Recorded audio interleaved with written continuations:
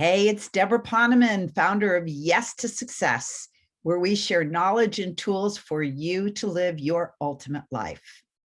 Last Thursday in my Yes to Success class, I shared a story that one of the participants, whose name was Julie, had posted in our Facebook group.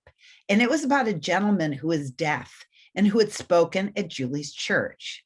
And the entry went like this. I listened to a deaf speaker yesterday at church. He spoke so well despite not being able to hear a thing. He was very inspiring, and the obstacles he overcame were just heroic. And he said something that stuck with me, and I want to share it with you. He talked about how football had saved his life. He said that he played by watching the ball. When it was the third down, he used to notice how distracted the other players were and realized it was because they could hear the crowd yelling to distract them, from the other team's fans to throw them off to their own fans cheering them on. But he wasn't distracted. He was just focused.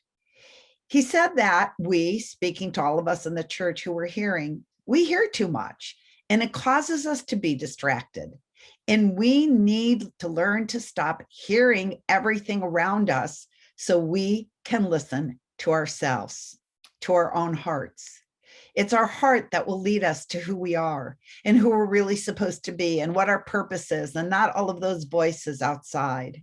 And then she went on to say that the gentleman shared that because he listened to his heart and not the naysayers and the noisemakers around him, that he went on to earn 3 degrees, including a master's degree and a doctorate. And he's now a professor at the local university where he teaches others how to teach deaf students.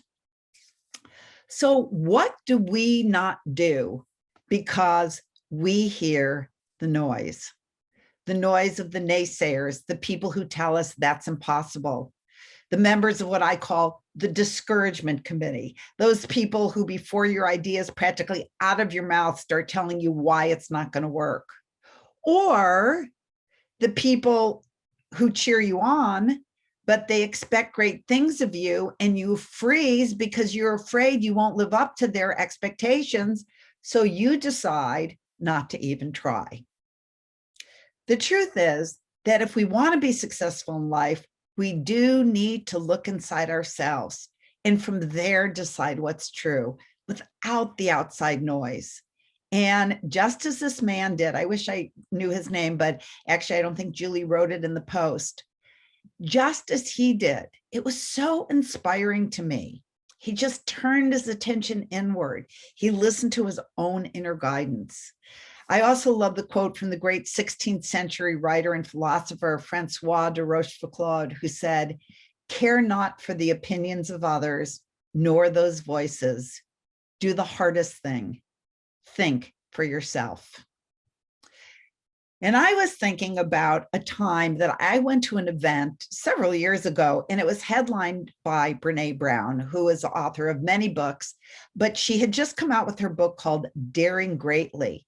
And she talked about courage. And I found my notes because I remember her saying the same thing about having the courage to not listen to the voices and the distractions outside. But she said more than that. And I found a list of the things that she shared with us. She was actually expounding on daring greatly and having courage. But here are a few of the points, and I think you're going to love them. The first is you can choose either courage or comfort. You can't choose both. The next is if you think you're being brave and you're comfortable, you're not being brave. Next, leaders fall down, get their asses kicked, and get up and do it again. Daring greatly is showing up even when you don't know what the consequences will be. We have to be honest and admit that we care what other people think, but the trick is to be clear about whose opinion matters. Next, if you dare greatly, you will experience failure. The question is, what will you do with the story? Wow. If you dare greatly, you will experience failure. The question is, what will you do with the story? Next, when you deny your story, it will define you. When you own your story, you get to write the ending. And finally, when a leader falls, she always gets back up because she knows that the light within her is greater than the darkness she has to walk through. Wow. My experience has been that when I take risks and live with courage, both personally and professionally, I find myself not only living my dreams, but respecting myself on the way there. Now, this might seem counterintuitive since when you step out and take risks, you're setting yourself up to get your ass kicked. But the thrill of victory, the exhilaration of success, that feeling you get when you break your own boundaries will never be your experience if you play it safe. As Thelma and Louise always, or once famously said, you get what you settle for. So I wish you the courage to dare greatly and the inner peace that you feel when you live not listening to the noise, but to your own inner guidance that I promise will lead you to your greatest life. You got this one. Lots of love.